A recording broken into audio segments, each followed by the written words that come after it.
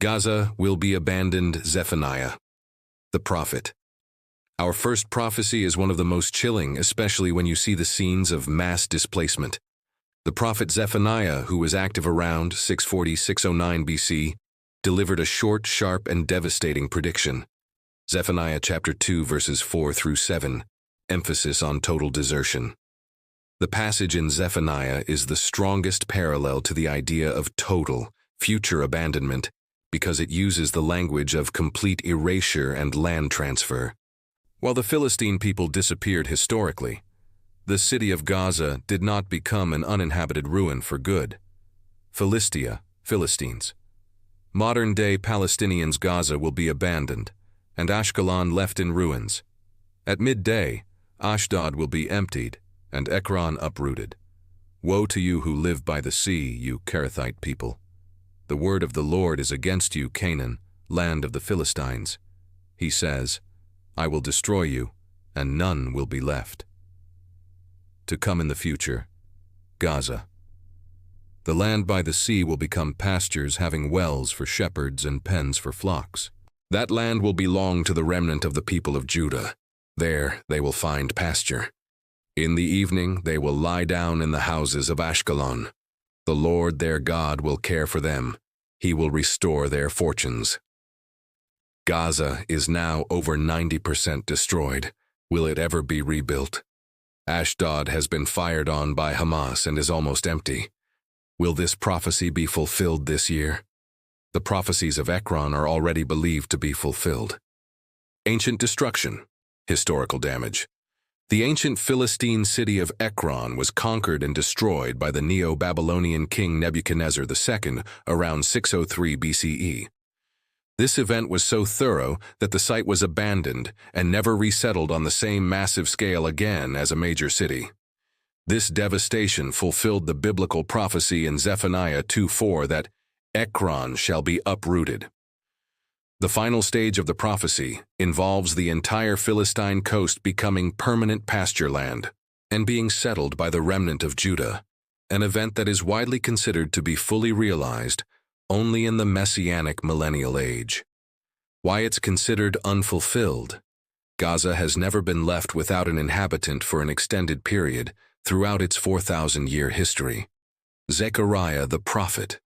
Zechariah was both a prophet and a priest, and his core message was a combination of immediate encouragement to rebuild and grand visions of future messianic glory and restoration for Israel. 520–470 BCE. Zechariah chapter 9 verses 5 through 8. Ashkelon will see it and fear. Gaza will writhe in agony, and Ekron too, for her hope will wither. Gaza will lose her king, and Ashkelon will be deserted. A mongrel people will occupy Ashdod, and I will put an end to the pride of the Philistines. I will take the blood from their mouths, the forbidden food from between their teeth. Those who are left will belong to our God and become a clan in Judah. And Ekron will be like the Jebusites, but I will encamp at my temple to guard it against marauding forces. Never again will an oppressor overrun my people, for now I am keeping watch. The key phrase here is, the king will perish from Gaza in Zechariah chapter 9 verses 5 and 6. It says, Gaza will writhe in agony, for her hope will wither. The king will perish from Gaza. In the ancient world, a king was the symbol of a city's sovereignty, its leadership, and its military command. Gaza doesn't have a literal king today, but king can easily be understood as its ruling authority. To make it simple, think of the king as the brain of an operation. Remove the brain, and the body ceases to function. From the very beginning of the current conflict, one of Israel's main goals has been the total dismantling of Hamas's military and governing power. What this has looked like on the ground is a systematic campaign targeting Hamas leadership at every level.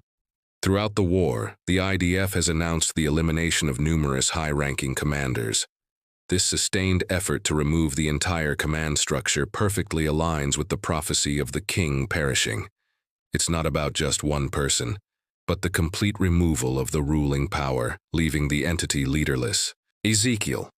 The prophetic ministry of Ezekiel took place during the Babylonian exile in the 6th century BCE, 597, 581 BCE.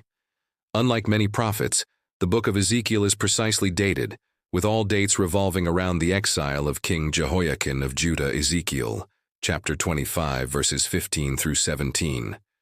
This is what the sovereign Lord says. Because the Philistines acted in vengeance, and took revenge with malice in their hearts, and with ancient hostility sought to destroy Judah, therefore this is what the sovereign Lord says. I am about to stretch out my hand against the Philistines, and I will wipe out the Kerethites and destroy those remaining along the coast. I will carry out great vengeance on them, and punish them in my wrath. Then they will know that I am the Lord, when I take vengeance on them. Archaeological trace. The distinct Philistine material culture, including their specific style of Aegean-influenced pottery and burial practices, had largely vanished by the 7th and 6th centuries BCE. The most conclusive evidence for the end of the Philistines is their fading from both the historical and archaeological records. Archaeological trace, the distinct Philistine material culture. Historical end, they disappear from independent historical texts by the late 5th century BCE. The biblical prophecies of Zephaniah, Zechariah, Ezekiel, and Isaiah regarding the end of the Philistine remnant were therefore fulfilled. Isaiah the prophet Isaiah's prophetic ministry took place during the 8th century BCE, 783–686 BCE, a critical and tumultuous period in the history of the southern kingdom of Judah. His ministry spanned the reigns of 4 kings of Judah, as explicitly stated in the book's opening verse, Isaiah 1:1, the vision of Isaiah son of Amoz, Isaiah 1:1. The vision of Isaiah son of Amoz, which he saw concerning Judah and Jerusalem in the days of Uzziah, Jotham, Ahaz, and Hezekiah, kings of Judah, a prophecy against the Philistines. Isaiah chapter 14 verses 28 through 31.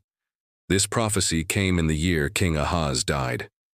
Do not rejoice, all you Philistines, that the rod that struck you is broken. From the root of that snake will spring up a viper, its fruit will be a darting venomous serpent. The poorest of the poor will find pasture, and the needy will lie down in safety. But your root I will destroy by famine. It will slay your survivors. Wail, you gate, howl, you city.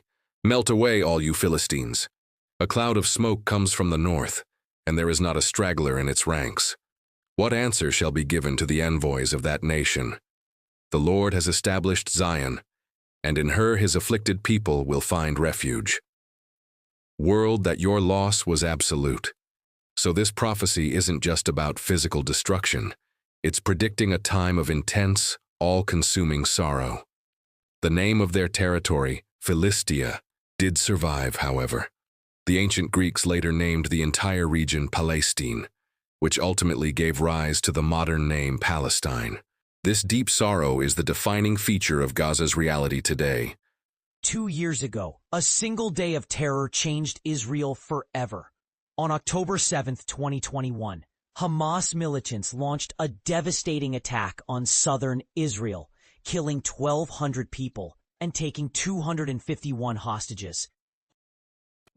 We're looking at literally millions of meals that are sitting out here in this parking lot just inside the border fence of Gaza that could be feeding the people inside Gaza, but the United Nations doesn't want to distribute it because that would mean having to work together with the IDF to get the job done. And it makes you wonder if that means the United Nations would rather bash Israel than feed the hungry. Humanitarian aid coming into Gaza. This collective trauma, this widespread wailing for the dead and for a lost way of life, is the modern-day fulfillment of these 4 prophecies that is coming upon Gaza. It's a sorrow that has captured the world's attention, a cry from a ruined land, just as the prophets foretold. So, what are we supposed to make of all this? We've looked at 4 separate prophecies from thousands of years ago. Fire consuming Gaza's fortresses, an overwhelming invasion from the north, the city being abandoned, its leadership perishing, and a period of deep mourning and desolation. If you look at each prophecy by itself, you might call it a coincidence. But when you see them layered together, It's like finding different pieces of an ancient treasure map. Each piece might seem insignificant on its own, but when you put them all together, they point to the exact spot you're standing on. The prophets painted a vivid, multifaceted picture of judgment for Gaza. Today, news reports, satellite images, and humanitarian updates are providing the modern landmarks that makes that ancient map shockingly clear. Whether you see this as the literal hand of God, a repeating pattern of history, or just a tragic echo across millennia, the parallels are undeniable. The words of Zephaniah, Zechariah, Isaiah, and Ezekiel have never felt more relevant or more immediate than they do right now.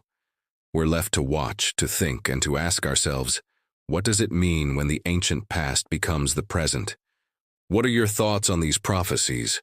Do you think Israel will go back into Gaza and finish Hamas? Do you think this war is over? Could this be the peace before Ezekiel 38 happens? Let me know what you think in the comments. Let us know in the comments below. For more deep dives into how current events connect to biblical prophecy, make sure you're subscribed with notifications turned on. Please like, comment, and share.